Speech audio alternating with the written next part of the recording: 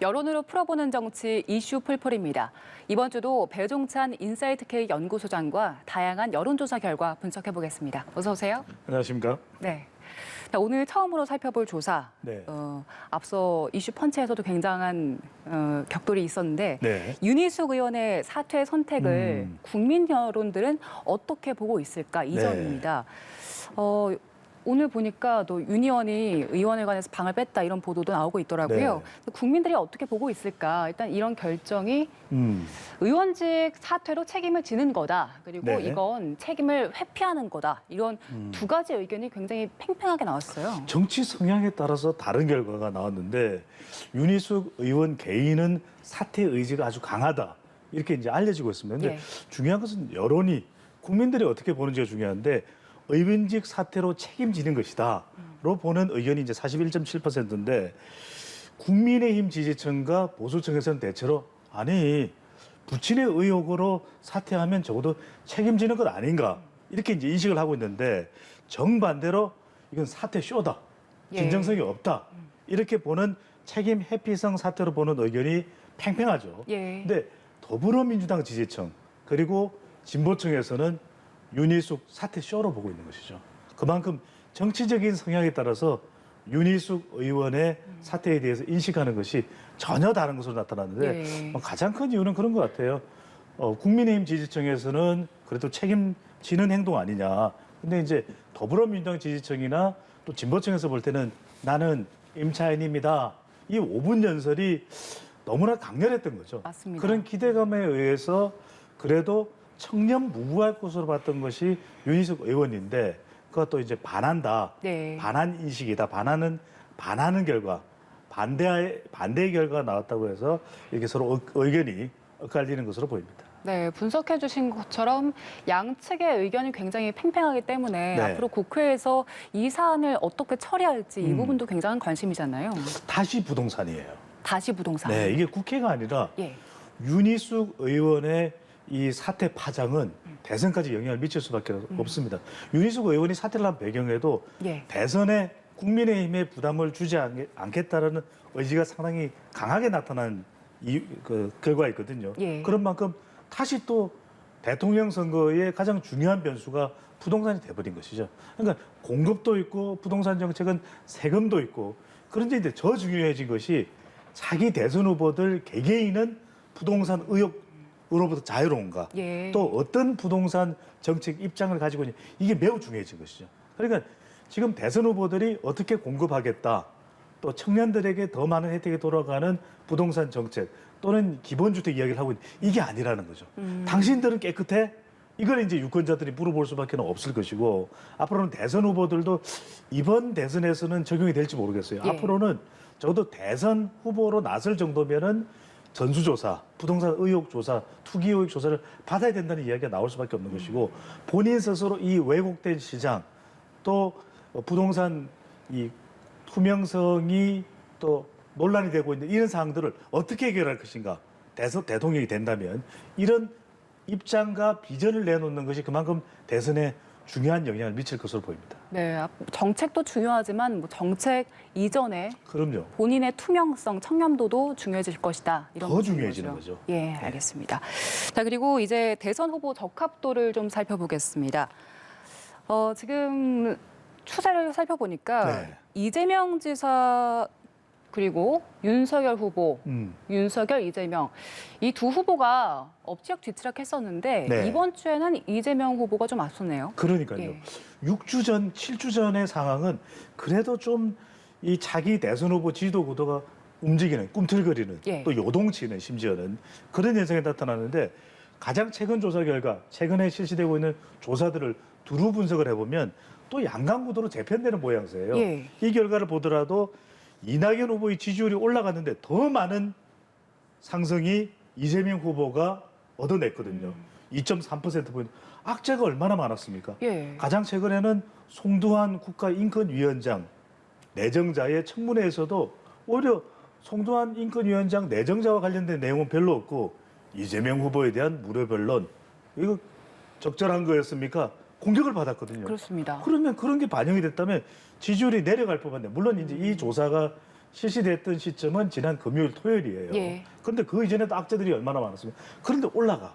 이건 왜냐하면 지금 유권자나 지지층들이 보고 있는 것은 본선 경쟁력입니다. 본선 그러니까 본선 경쟁력을 보고 있는 거죠. 게다가 지금 보면은 이낙연 후보만 여권에서는 파란 색깔입니다. 쫓아올 뿐 다른 후보들은 추미애 후보도 지지율이 내려갔어요. 예. 그리고 그 외에 다른 3명의 후보 보입니까? 안 보입니까? 안 보이죠. 그렇네요. 그러니까 이재명 후보는 단 한 명, 이낙연 후보로부터 추격을 받고 있는데 윤석열 후보도 이제 양강구도입니다. 여전히 지지율을 유지하는 하고 있어요. 그런데도 지지율이 살짝이지만 조금 내려간 건 자, 추격하는 사람이 만만치 않습니다.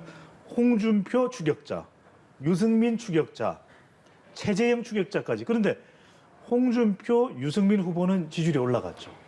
그렇네요. 그러니까 이런 추격하는 사람이 이재명 후보보다는 더 많다. 아. 더 많은 추격을 받고 있기 때문에 최근에 지지율이 내려가고 있는. 그렇지만 여전히 국민의힘 대선 후보로서는 유력 후보입니다. 양강 구도가 만들어진 가장 큰 이유는 본선 경쟁력. 그러니까 홍준표 추격자, 유승민 추격자 후보자들이 이 윤석열 후보를 쫓아가더라도 결국 지지층, 보수층과 국민의힘 지지층에서 판단하는 것은 본선 경쟁력이 있느냐, 최종 경쟁에서 더불어민주당의 후보를 이길 수 있느냐, 본선 경쟁력이 중요한 것이죠. 본선 경쟁력 네. 때문에 양강 구도가 점점 더 굳어지고 있다 이런 분석을 뚜렷해지는 현상이 예. 나타나고 있죠. 그러니까 이걸 파괴하려면 쫓아가는 후보들이 네거티브로는 안 된다는 말씀드렸잖아요. 이게 지금 장안의 화제인데 내하 파상. 그러니까 네거티브를 하면 네. 네거티브를 한 사람도 지지율이 내려가. 아. 그러니까 이게 네거티브가 별로 효과적이지 않은 게 예. 오랜 기간의 학습 효과를 통해서 우리 유권자들이 는더리가 난 거예요.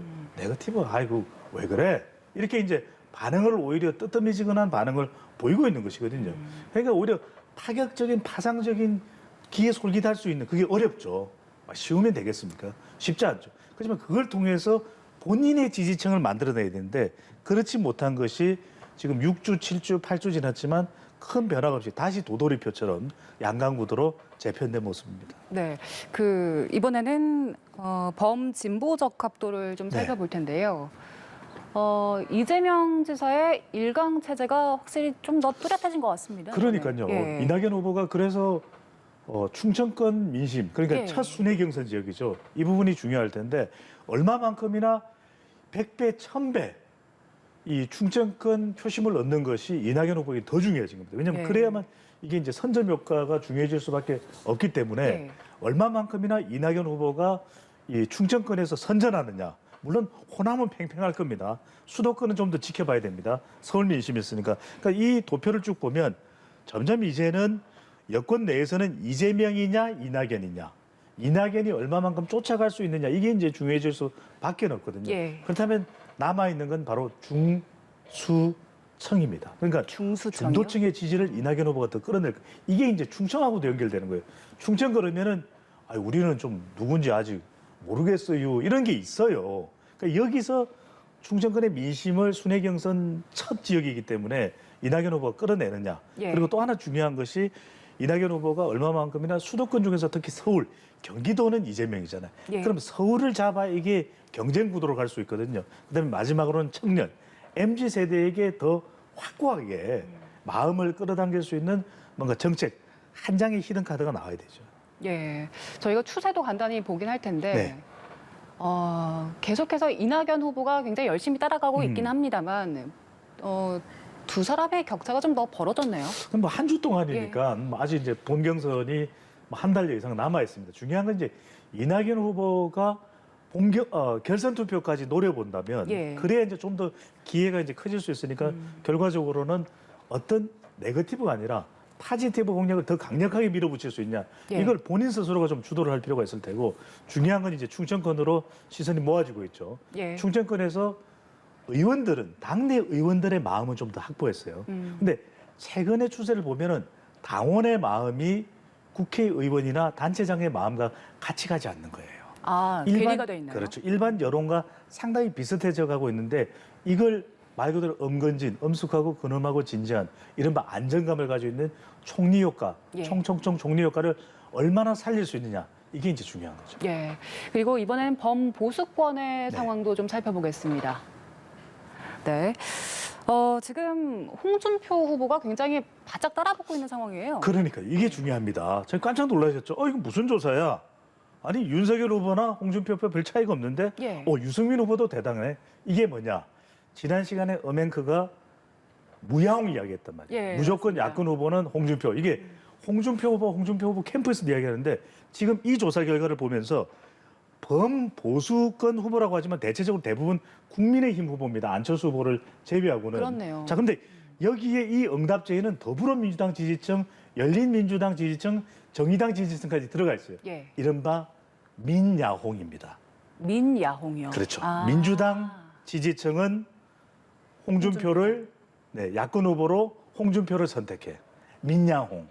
그러니까 이게 되다 역선택 보니까 말씀하시는 거죠? 네? 역선택을 말씀하시는 그렇죠. 거죠? 바로 역선택입니다. 그러니까 이렇게 높게 나온 이유는 더불어민주당 지지층에서 가장 홍준표 후보를 국민의힘 후보 중에서 범보수 야권 후보 중에서는 많이 선택을 하고 있는 거예요. 예. 그 다음이 유승민.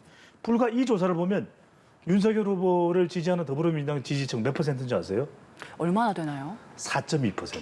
아, 4.2%예요. 그런데 국민의힘 지지층에서는 이 질문 문항에서 얼마를 지지하는지 아세요? 52.2%. 그러니까 무려 48%포인트 갭이 있는 거예요. 예. 이러다 보니까 윤석열 후보는 지도부에서 결정하면 따르겠습니다. 이렇게 이야기를 했지만 내심 이건 역선택 방지 조항을 넣어야 된다. 그리고 최재형 후보도 이게 본인이 컷오프 안에 들어가려면 역선택 방지 조항 넣어야 됩니다. 이렇게 이야기를 하는 상황이 초래되고 있는 거죠. 예. 왜냐? 더불어민주당 지지층이나 더불어민주당 지지 성향이 강한 응답자층에서 홍준표와 유승민, 말 그대로 민야홍 이 선택이 이루어지고 있기 때문이죠. 예. 그리고 이번에 좀 눈에 띄는 조사가 있었는데 내가 지지하는 후보가 최종 후보가 되지 못할 경우에 어떤 선택을 할 것인가. 그래서 네. 이 조사가 참 재미더라고요. 네. 이 조사는 왜 했을까요? 그 조사한 이유가 있을 것 같아요. 그러니까 이제 누구를 공략해야 되냐. 이게 유권자들의 마음이 많이 바뀔 가능성이 있냐 봤을 때 63.6%니까 대체적으로 투표율이 우리가 보통 한 70% 조금 넘는 수준이잖아요. 예. 대선에서. 마음을 이미 결정을 했다는 거예요. 이게 철저하게 진영 간 대결, 이념 충돌 대결 이게 되고 있기 때문에 제3지대가 비집고 들어갈 틈이 없다. 그럼 누굴 노려야 되느냐? 바로 저기 있는 다른 정당의 최종 후보를 지게 될 15.8%를 노려야 됩니다. 예. 저 최종 후보가 되면 각 당에서 저 후보들을 노리는 것이 중요하고 근데 이낙연 후보 지지층들은 이 조사 결과를 보면 이재명 후보를 지지하겠다. 이 비율이 예. 좀 대체적으로 낮아요. 예. 그렇기 때문에 민주당에서는 누가 대선 후보가 되더라도 이 결과를 보시면 누가 대선 후보가 되더라도 서로 간에 상생하겠다. 그러네요. 내가 사실상의 선대본부장이 되겠다. 이런 확약식 정도가 은약식 정도가 필요한 것이죠. 예, 알겠습니다. 네, 오늘 이야기는 여기서 마무리를 하겠습니다. 지금까지 배종찬 인사이트K 연구소장과 함께했습니다. 고맙습니다. 감사합니다.